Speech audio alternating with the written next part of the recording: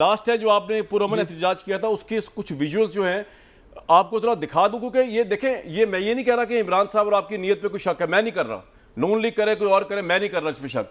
लेकिन सर जब वहाँ क्राउड आता है और जिस तरह की जबान फिर बोली जाती है, मुल्क के बड़े बड़े इदारों के सरबराहों को मीर जाफर मीर सादिक पता नहीं क्या क्या बनाया जाता है, तो ये तो क्राउड कुछ भी कर सकता है। अब आप देख लें 2014 में आपका जो पुरअमन एहतजाज था वो कहाँ तक पहुंचा था, फिर वापस आया, फिर कहाँ गया, जरा दिखा दें जरा।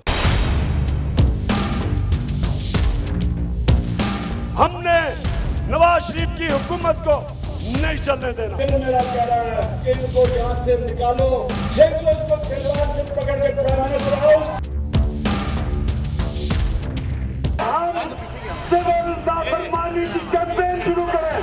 कोई ना बिजली के बिल दे, ना गैस के बिल दे, ना टैक्स दे। बैरून मुल्क पाकिस्तानियों, अगर अपना पैसा भेजना है बैंक के जरिए ना भेजना, हुंडी के जरिए भेजो। आपकी करप्शन की कीमत मैं महंगी बिजली से क्यों दूं, इसलिए मैं अपना बिल जलाने लगा हूं।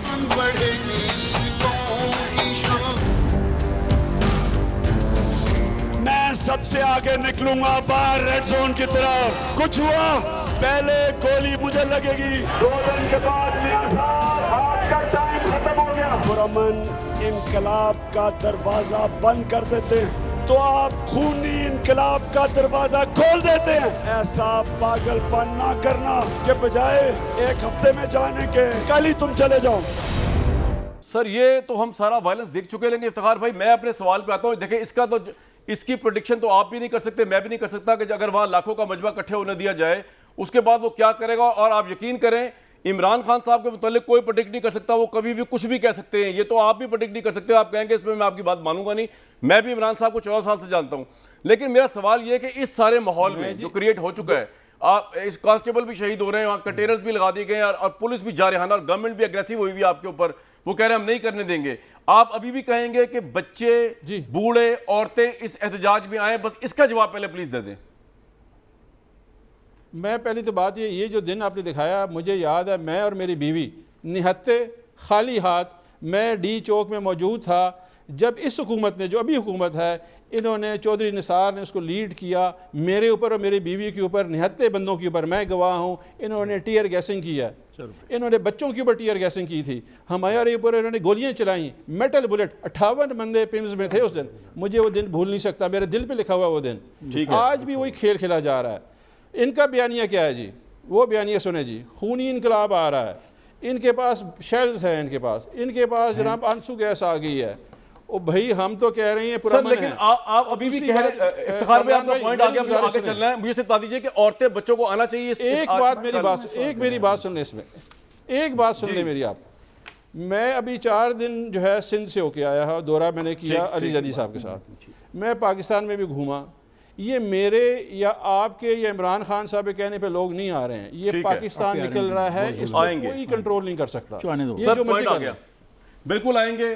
बात यह है कि एक तो आपने उस वक्त भी निहत्ते बंदों पर गोलियां चलाई, इफ्तिखार साहब ने कहा है, मैं तो मौजूद ही था, मैं तो यहाँ ट्रांसमिशन कर रहा था, आप जानते हैं, ये जानते हैं। दूसरा ये कि वो कह रहे हैं कि आम पाकिस्तानी तो आएगा, और मैं ये समझता हूँ कि ये इमरान खान साहब के बयानिए पे एक रेफरेंडम है। ये मेरी अपनी ज़ाती राय है, क्योंकि अगर यहाँ पे ये आपकी इंपोर्टेड गवर्नमेंट है और ये गुलाम है हम, तो फिर तो करोड़ों लोगों को बाहर निकलना चाहिए, सिर्फ लाखों करोड़ निकलना चाहिए इस मुल्क की आज़ादी के लिए। रेफरेंडम हो जाएगा ये, फिर क्या करेंगे आप? कामरान शाहिद साहब, ये लॉन्ग मार्च है ही नहीं, ये रंगबाजी की गई है।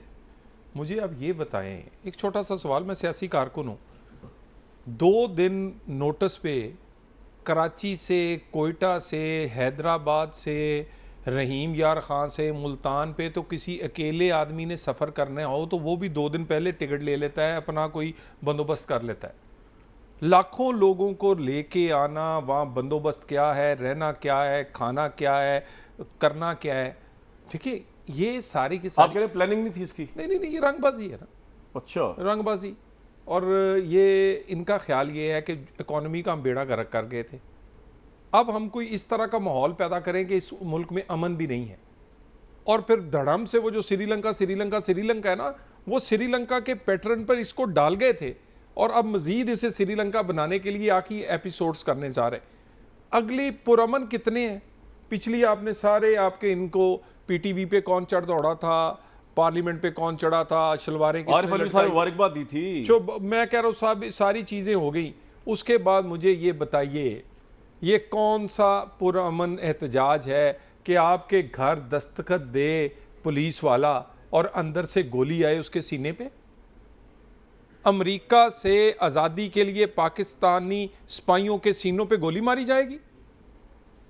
ये मुझे किसी पूरे ये तो जुल्म हुआ है। पूरी पीटीआई में से किसी ने कोई अच्छा, कोई मेरा मतलब शर्मिंदगी का इजहार किया हो?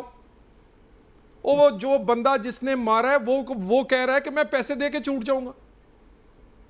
यानी वो कह रहा है कि ये कांस्टेबल के घर वाले गरीब है, मैं इनको पैसे दे दूंगा, मसला ही कोई नहीं। ये पूरा ये वाला हमारा फिलहाल साहब आप कह रहे हैं कि ये एक रंगबाजी है, नौटंकी है। अगर लोगों को अरेंज होता, इनका नज़रिया होता तो टिकटें कराते, कुछ लॉजिस्टिक्स लेके आते, तो फिर तो आपको इनको एक्सपोज होने देना चाहिए था। फिर आप इतने घबरा के इनको रोक क्यों रहे हैं? सर गुजारिश है ना, मुसल्ला लोग, उसका एक एपिसोड आपने लाहौर में लेकिन इनके जलसों में मुसल्ला तो कभी भी नहीं हुआ पीटीआई के। एक मिनट, आप पीटीवी आपने देखा? जी जी, कौन थे मैंने वो? शुरू किया कैरियर अपना वहाँ से। मैं कह रहा हूं कौन चढ़ दौड़ा था? जी वो तो देखा हुआ है। एक मिनट, उसके बाद प्रिजन वैनों को रोककर वहां बंदे निकाले गए, पार्लियामेंट पे चढ़े, प्राइम मिनिस्टर हाउस पे चढ़े, क्रेनें लेके गए। कौन लेके गया था?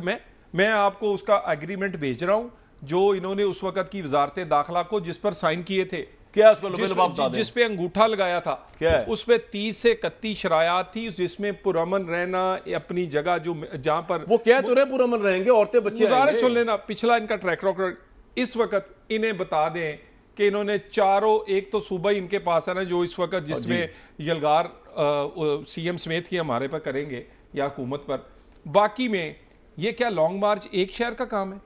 इन्होंने पंजाब वालों को दरखास्त दी, अपना रूट बताया, डिस्कशन की, किसी से मिलने की कोशिश की।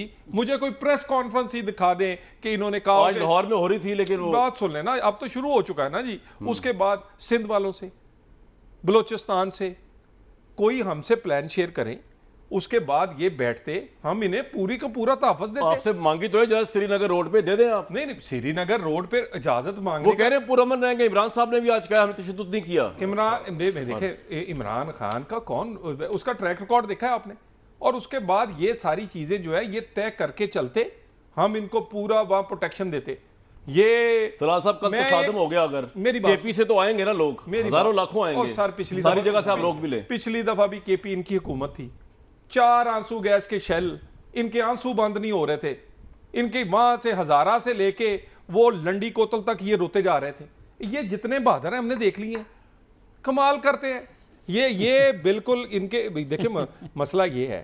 इफ्तिखार साहब हंस रहे हैं थोड़ी गल्लां देख के। नहीं, मैं देखे एक मिनट, कोई भी हुकूमत, वफाकी हुकूमत इतनी उसमें उसकी फोर्स, उसकी कैपेसिटी है। अगर सूबाई वजीर आला पिछली दफा भी आए थे, इस दफा भी आएंगे आपके सामने। ये 20 लाख बंदा कहते हैं ना, आपको पेशावर में तो इनको कोई पाबंदी नहीं। इन्हों को सुबह उत्थे मैनू 20,000 गिना देन, असीं इन्हों सारिਆਂ ਨੂੰ इजाजत दे ਦਾਂਗੇ। पॉइंट आ गया सर आपका।